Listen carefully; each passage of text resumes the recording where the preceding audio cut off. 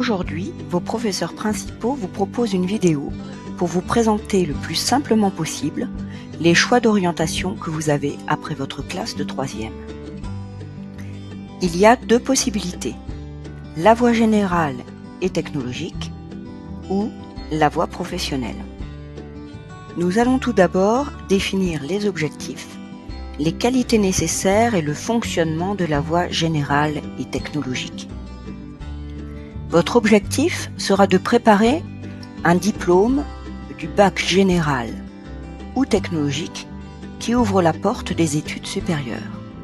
Cela veut dire se sentir à l'aise au collège et se sentir capable de travailler durant 3 ans au lycée, puis au minimum 2 ans après le bac. Le bac ne peut être une fin en soi, il n'est pas fait pour accéder directement à l'emploi.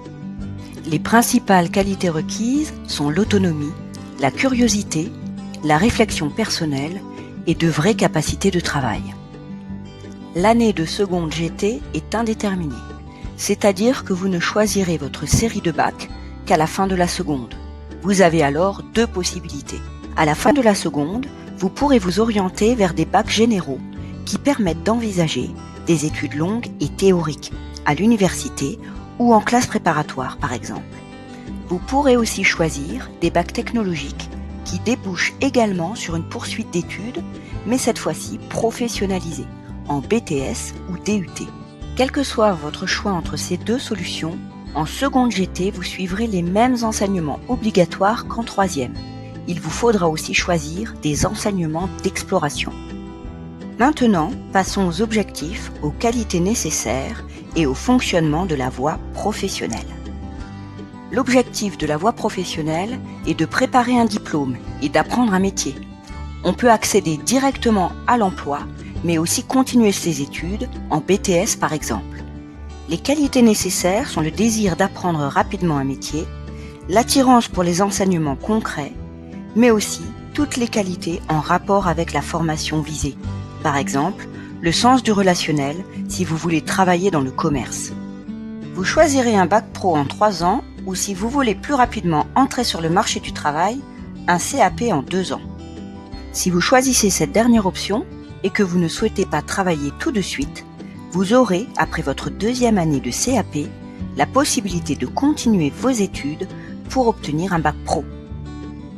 Le bac pro et le CAP sont des diplômes que vous pouvez préparer en lycée professionnel avec un statut d'élève ou en centre de formation d'apprentis en apprentissage.